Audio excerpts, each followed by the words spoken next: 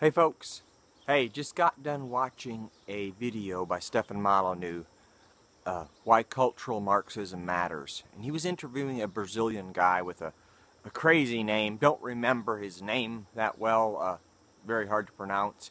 And they talked about a lot of things, how Marxism was introduced to the West, why it's powerful, and that whole deal. But often Stefan inspires me to make a video to comment on what he said, expound on it, and sometimes contradict. One thing that Stefan Molineux has often said, which I disagreed with, is he's talked about natural selection, of how people who are dependent on the state make their decisions based on what they receive from the state. You know, single mothers, they want the state because the state's their daddy, the state's going to take care of them. And I disagree with that fundamentally because I've been around too long, I've seen where people, those same single women with children, made the exact opposite decision, knowing they were making bad decisions, when they could have had it better, but they made a decision not to, because they don't make decisions based on what's good for them. If people made decisions based on what's good for them, most people would be wealthy, but they don't.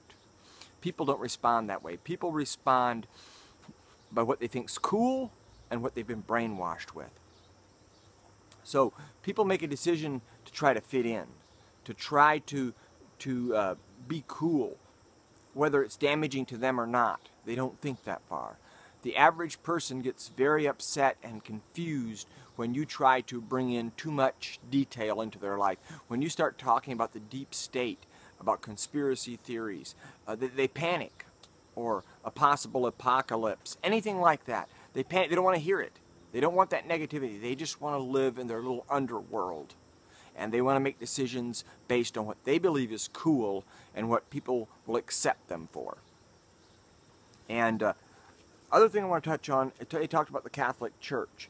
Stefan talked about how the Catholic Church is weak right now because of their Pope, their globalist Pope, and how he could possibly have been installed, how the other Pope could possibly have been forced to retire, and all that. Well, I want to tell you right now, the Catholic Church has always been weak. And the reason I know this is because, like I just made a video about, I grew up Amish. The Amish were came directly out of the Catholic Church. The Mennonites came out in the 1500s, and in the late 1600s, the Amish broke off the Mennonites. They're very Catholic in their beliefs, very much so. And fundamentally, what the Catholic Church, their whole deal with the priesthood and praying to Mary, the Virgin Mary, and confessing sins to the priest, all this stuff, there's nothing in the Bible about it. It was an invention by the Romans, by Constantine, when the Catholic Church was founded. He invented this. Now, I'm not against Catholicism. Lots of good things, lots of good people in Catholicism. It will never be the answer. It will never be the leading force. Now, at one time, you know, the Pope was responsible for the Crusades, drove the Muslims back out of Europe, and they had their place. But the Catholics also killed a lot of people, killed a lot of Amish and Mennonites. Now, I don't hold that against them. It was a different time. What we always have to remember is we cannot hold a civilization of 2,000 years ago or even 150 years ago to the same standards of today. It was a different time, a different era with different values. That's why you can't hold the Old South to the same, because they had slaves. You can't hold them to the same standards we are held. They grew up different. You can't hold the old Roman Catholic Church to the same standards. Martin Luther, during his Reformation, when he still went ahead and killed Mennonites and Amish for not doing infant baptism. It's a different time. That's arrogant, and that's very assuming that we're better than them. What I want to say is we're seeing a new group of people come forward, a new bunch of, all through history, every generation, Christianity has changed. The reason for that is God, I think it's simple. In the Bible it says, when you are in Rome, do as the Romans do. So as the generations change, as civilization changes, God always brings in a new group of people with new ideas who approach in a different way. That doesn't mean he's a different God. That means he's using a different strategy. we're going to see a group of people come forward that have been different than all Christians before them. Now, a lot of people try to say, in the old days, there was a lot of pacifism. The Amish and Mennonites are pacifists, don't believe in fighting back. And Jesus, when he walked the earth, he talked about not fighting against the government, because Rome was the ruler. There was no reason for it. It was a different time, a different era. But now, when he brought the United States, the United States is a experiment on self-government based on the Bible. Christians have a different responsibility. Now it's our responsibility to maintain this. If we give this up, we are giving up the experiment that was given to us for our freedoms.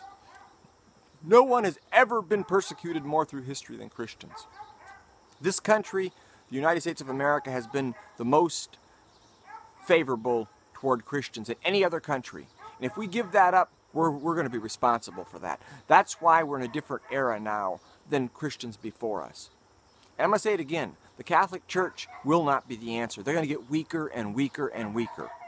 They're going to keep crumbling. You're going to see a new form of Christianity, a more modern form in a lot of ways. They're going to maintain their old value system. They're not going to change their values. They're going to respond differently. They're not going to be the judgmental, the excommunicating type of Christian, because we're in a new era and people respond differently. And I just want to say that. And I want to say Marxism, they spent years indoctrinating society, and people aren't going to change because you give them new evidence or new reason, new facts. People only change when it becomes cool. You hear the term, I was a patriot when being a patriot wasn't cool. That's because 90% of society only believes what the cool people in the society believe, which often starts out with 5 or 10%. Until that becomes mainstream, once our nationalism becomes mainstream, once our views that we want to protect our country and remain a free country with the right to keep and bear arms and the freedom of speech, when that becomes the mainstream, then everyone will want to be that. But right now, we're in a place where we have to stand up. The Republican Party is the most corrupt. They're just as corrupt as the Democrats. I'm so frustrated with them. Every one of those guys ran on repealing Obamacare, and they're doing nothing about it. Never had intentions of doing anything. That means that they are psychopaths. And this guy that Stefan Molineux had on, this Brazilian, he talked about that almost all the elite are psychopaths. They're not like me and you. It's a totally two different races, two different species of people. The elitists that come from generations of money and the working class. We're two totally different groups of people. We cannot depend on them. We have to continue fighting. Hey guys, I just wanted to say this. I know most of you know I hold Stefan Molineux in high regard. I believe he could be wrong about a few things, and I also really want to point out this thing about the Roman Catholic Church, how I believe they're on the decline, and how I believe that they've always been weak and faulty, just like the Amish and Mennonites, because they are direct consequences of the Catholic Church, and they operate a lot the same way. That style of Christianity is dying. We don't need it anymore. It's old.